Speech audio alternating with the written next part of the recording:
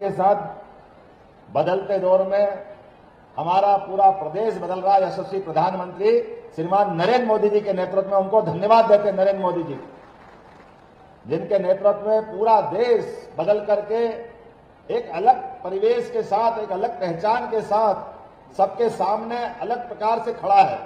और इसे में जब दुनिया का सबसे युवा देश अगर कोई है तो दुनिया का सबसे युवा देश हमारा अपना भारत देश है। हमारा इस बात का गर्व है। जब दुनिया का सबसे युवा देश भारत है तो स्वाभाविक रूप से युवाओं को भविष्य की संभावनाओं को लेकर के बड़े अवसरों की प्रतीक्षा है। और ऐसे में हमारी सरकार के बनने के बाद हमने लगातार प्रयास किया है। हमारी युवा शक्ति, आज दिन में ही मैंने हमारे युवा उद्यमियों के एक बड़े कार्यक्रम में हिस्सा लिया था। युवा शक्ति के पैर में गति, हाथ में शक्ति, निगाह में दूरदृष्टि और भविष्य की संभावनाओं से ओतप्रोत युवाओं में किसी बात की कोई कमी नहीं है। कमी है तो केवल सरकार के प्रोत्साहन की, सरकार के पीठ पीछे हाथ रखने की। लगातार जिस प्रकार का समय चल रहा है, मुझे इस बात की प्रसन्नता है, भारत के युवा, अब दुनिया की कौन सी ऐसी बड़ी बड़ी कंपनियां हैं जिनके सीईओ हमारे भारतीय या भारतवंशी नहीं है। अब तो समय ऐसा बदला है कि दुनिया के बड़े बड़े देश भी अगर लोकतांत्रिक है तो वो बगैर भारत के समर्थन के उनके अपने यहाँ के रिजल्ट भी उनके पक्ष में नहीं आते हैं। ये बदलते दौर में भारत की ताकत बता रही है। आज पूरी दुनिया भारत की तरफ आशा भरी निगाह से देख रही है।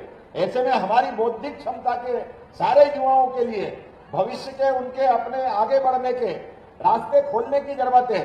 मुझे आज इस बात की प्रसन्नता है, जब यहां मैं आईटी पार्क की बात कर रहा हूं तो 46 करोड़ की लागत से, कम नहीं होता 46 करोड़, जोरदार अभिनंदन करो अपने लिए इस नए भवन के लोकार्पण के भूमि पूजन के अवसर पर। 46 करोड़ की लागत से यह आईटी पार्क का हमारा भवन न केवल बनकर तैयार होगा बल्कि इसके माध्यम से लगभग अप्रत्यक्ष रूप से 1000, प्रत्यक्ष रूप से 500 से ज्यादा यहां हमारे बंधुओं को न केवल काम मिलेगा बल्कि ये एक अलग प्रकार का भवन बनेगा जिसमें व्यावसायिक स्तर की सभी प्रकार की संभावनाओं के आधार पर हम आगे बढ़ेंगे।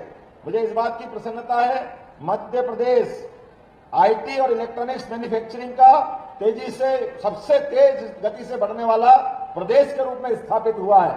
मुझे इस बात की भी प्रसन्नता है, मध्य प्रदेश में 250 से ज्यादा आईटी कंपनियां, 150 से ज्यादा ईएसडीएम कंपनियां, जिनमें 1 लाख से ज्यादा आईटी प्रोफेशनल अपना योगदान दे रहे हैं। अब 1 लाख का आंकड़ा कम नहीं होता है। मुझे इस बात की प्रसन्नता है कि दक्षिण के कई राज्यों में अब सबके मन में एक ही सपना आ रहा है कि अगर हमको काम धंधा करना है, आईटी के सेक्टर में आगे बढ़ना है तो मध्य प्रदेश की तरफ चलना पड़ेगा। हमें इस बात का आनंद है।